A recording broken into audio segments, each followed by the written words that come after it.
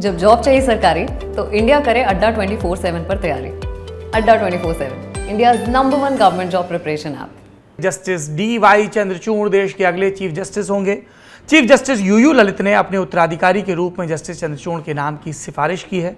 7 अक्टूबर को केंद्र सरकार ने सीजीआई यूयू ललित को अपने उत्तराधिकारी का नाम बताने के लिए पत्र भेजा था।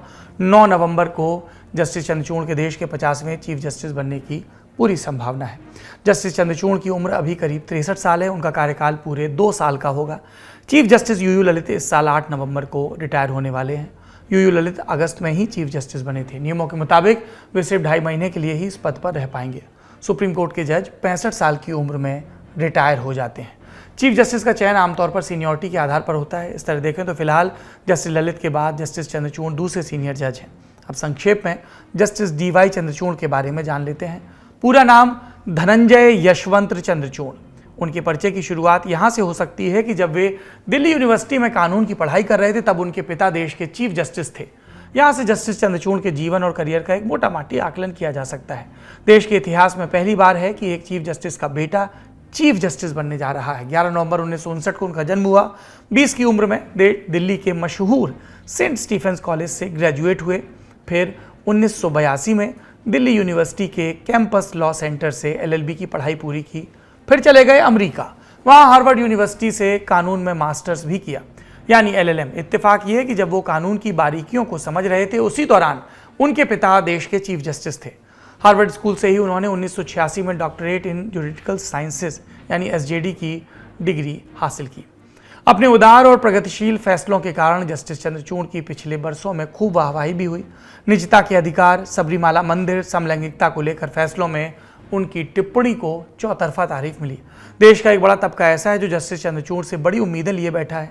मैरिटल रेप, समलैंगिक विवाह, देशद्रोह कानून की वैधता जैसे मामलों पर देश में लंबे समय से बहस चल रही है। जस्टिस चंद्रचूड़ से ऐसे मसलों पर महत्वपूर्ण फैसले की उम्मीद है। दूसरी सुर्खी का संबंध बंगाल के उस विश्वविद्यालय से है जिसने इस साल देश की टॉप 10 यूनिवर्सिटीज में 8वां नंबर हासिल किया था। हम बात कर रहे हैं कलकत्ता यूनिवर्सिटी की। इस विश्वविद्यालय का एक मामला कलकत्ता हाई कोर्ट से होता हुआ सुप्रीम कोर्ट पहुंचा था, जिस पर कोर्ट ने आज फैसला सुनाया। अब जान लेते हैं कि मामला क्या था। दर्शक जानते होंगे, स्कूल के हेडमास्टर की तरह विश्वविद्यालय में कुलपति या वाइस चांसलर होते हैं। कलकत्ता यूनिवर्सिटी की वाइस चांसलर थी सोनाली चक्रवर्ती। सुप्रीम कोर्ट ने आज कलकत्ता हाई कोर्ट के उस फैसले को बरकरार रखा जिसमें सोनाली चक्रवर्ती बनर्जी की कलकत्ता विश्वविद्यालय के वाइस चांसलर के तौर पर फिर से नियुक्ति को रद्द कर दिया गया था। कलकत्ता हाई कोर्ट ने 13 सितंबर को कलकत्ता विश्वविद्यालय की कुलपति के तौर पर सोनाली चक्रवर्ती की पुनर्नियुक्ति को यह कहते हुए खारिज कर दिया था कि विश्वविद्यालय अधिनियम के मुताबिक ऐसा करना पश्चिम बंगाल सरकार के अधिकार क्षेत्र में नहीं है। इसके बाद कलकत्ता हाईकोर्ट के आदेश के खिलाफ ममता बनर्जी सरकार की ओर से याचिका दायर की गई थी। मामला सुप्रीम कोर्ट पहुंचा, सुनवाई हुई और 16 सितंबर को कोर्ट ने फैसला सुरक्षित कर लिया था। लाइव लॉ वेबसाइट के मुताबिक सुप्रीम कोर्ट ने माना कि पश्चिम बंगाल राज्य ने कलकत्ता विश्वविद्यालय के कुलपति के रूप में सोनाली चक्रवर्ती बनर्जी को फिर से नियुक्त करते हुए कुलाधिपति यानी गवर्नर की शक्तियों का इस्तेमाल किया। इस मामले पर सुनवाई करते हुए जस्टिस डी.वाई. चंद्रचूड़ ने कहा, एक्ट के प्रावधानों को लागू करने के दौरान उत्पन्न हुई बाधा को दूर करने के नाम पर सरकार कानून का दुरुपयोग नहीं कर सकती है। कलकत्ता यूनिवर्सिटी एक्ट की धारा 60 के तहत यह प्रावधान किया गया है कि यदि इस कानून को लागू करने में कोई बाधा उत्पन्न होती है तो उसका समाधान करने के लिए सरकार उपयुक्त आदेश जारी कर सकती है। गवर्नर की ताकत का इस्तेमाल करने की बात सुप्रीम कोर्ट ने इसलिए की क्योंकि किसी भी स्टेट यूनिवर्सिटी के वाइस चांसलर की नियुक्ति में राज्य के गवर्नर का अहम रोल होता है। कलकत्ता यूनिवर्सिटी की वीसी सोनाली चक्रवर्ती का कार्यकाल 27 अगस्त साल 2021 में खत्म हो गया था। इसके बाद 3 महीने का एक्सटेंशन दिया गया।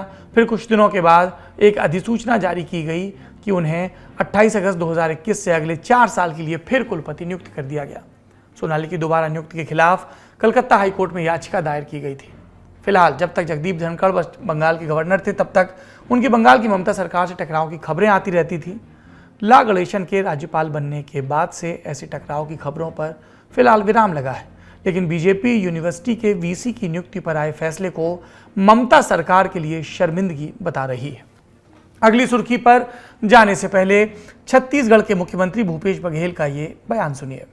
देखिए, भारतीय जनता पार्टी सीधे लड़ नहीं पा रही है और ईडी, आईटी, डीआरआई इसके माध्यम से लड़ने की कोशिश कर रही है। मैं पहले ही कह चुका हूँ कि ये फिर आएंगे और ये आखिरी नहीं है, इसके बाद और आएंगे। चुनाव जैसे जैसे नज़दीक आएगा इनके यात्राएं, इसके दौरा और बढ़ेंगे और डराने धमकाने का ही काम है, इसके अलावा और कुछ नहीं। भूपेश बघेल का ये बयान आज यानी 11 अक्टूबर की सुबह का है, जब वो कैमरों के सामने देश की जांच एजेंसियों की कार्रवाई की भविष्यवाणी कर रहे थे। ठीक उसी वक्त छत्तीसगढ़ के कई शहरों में ईडी की छापेमारी चल रही थी। राज्य में ईडी की कार्रवाई तब शुरू हुई जिस टाइम को लेकर आमतौर पर बच्चों को बिस्तर छोड़ने की सलाह दी जाती, यानी भोरे भोरे ईडी ने सुबह 5 बजे से छापेमारी शुरू कर दी। अब सवाल यह है कि छत्तीसगढ़ में ईडी ने ये एक्शन लिया क्यों? आज तक न्यूज़ चैनल से जुड़े नरेश शर्मा के मुताबिक राज्य में कोयला कारोबार से जुड़ी गड़बड़ियों को लेकर ये छापेमारी हुई। इस कार्रवाई की जद में भूपेश बघेल के कई करीबी अफसर भी आए। जिन लोगों के ठिकानों पर ईडी ने छापे मारे उनमें कई आईएएस अधिकारी और कुछ कारोबारी भी शामिल हैं। पर सबसे ज़्यादा चर्चा रायगढ़ की कलेक्टर रानू साहू की हो रही है। आईएएस ऑफिसर रानू साहू की गिनती तेज तर्रार अधिकारियों में होती है।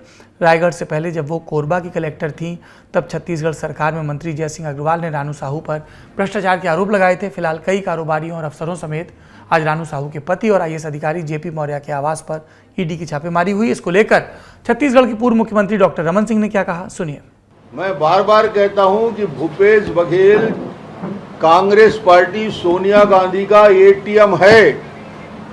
फिर से दोहरा रहा हूं, भूपेश बघेल कांग्रेस सोनिया गांधी का एटीएम है। अवैध वसूली हो रही है। मैं लगातार 1 साल से बोल रहा हूं, 25 रुपया प्रति टन कोयला के ऊपर से वसूली लगातार वर्षों से हो रहा है। और शायद हिंदुस्तान के इतिहास में पहली बार हुआ होगा कि आईएएस अधिकारियों के घर में ईडी का रेड हो और इतनी बड़े पैमाने पे छापेमारी की कार्रवाई हो। और ये भूपेश टैक्स, ये काली कमाई का पोल खोलने लगा है। अगली सुर्खी मध्य प्रदेश से आई। आज प्रधानमंत्री नरेंद्र मोदी ने उज्जैन में महाकाल मंदिर कॉरिडोर का उद्घाटन किया। इस महाकालेश्वर कॉरिडोर के अंदर भगवान शिव की 200 फीट की प्रतिमा होगी, साथ ही 108 भव्य पिलर भी लगाए जाएंगे। इसके उद्घाटन से पहले प्रधानमंत्री ने महाकाल मंदिर में पूजा पाठ भी की। ये वीडियो देखिए।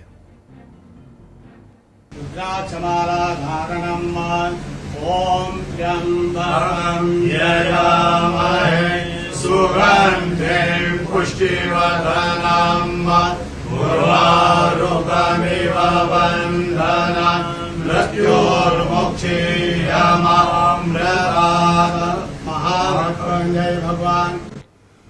देश के ज्योतिर्लिंगों में से एक महाकाल का मंदिर उज्जैन में स्थित है। रिलीजियस टूरिज्म को लेकर शिवराज सिंह चौहान सरकार लगातार प्रयास कर रही है। उसी का नतीजा है कि इसको आगे बढ़ाया गया और इस तरीके के डेवलपमेंट से इकॉनमी को भी बूस्ट मिलता है, फिर चाहे वो काशी कॉरिडोर हो, चाहे उज्जैन के महाकाल मंदिर का कॉरिडोर।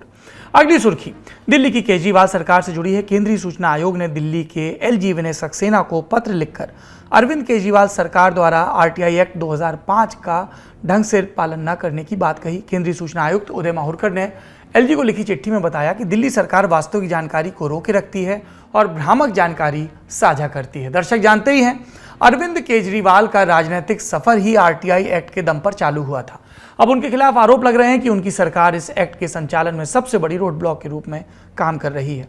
सूचना आयुक्त के पत्र में यह भी बताया गया कि ऐसे विभाग जो भूमि मामलों से संबंधित है, जैसे पीडब्ल्यूडी, सहकारी, स्वास्थ्य और बिजली, इसके अलावा डीएसएसएसबी और डीएसआईआईडीसी आदि जैसे निकाय जो सीधे आम लोगों से निपटते हैं, ये विभाग या तो वास्तविक जानकारी गलत उद्देश्यों से रोकते हैं या फिर जानकारी मांगने वाले अपीलकर्ताओं के साथ वैध जानकारी साझा करने से इनकार करते हैं या उन्हें गुमराह करने के उद्देश्य से गलत सूचना देते हैं।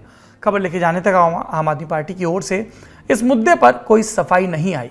फिलहाल केजरीवाल सरकार पर ऐसे गंभीर आरोप लगने के बाद उपराज्यपाल विनय सक्सेना ने इस मामले में कार्रवाई के निर्देश दिए हैं। लल्लन टॉप का सबसे ठस, ठेठ और ठसकदार बेबी आ गया है लल्लन टॉप का पॉडकास्ट, जिसका नाम है बाजा, और ये बजेगा सिर्फ लल्लन टॉप ऐप पर।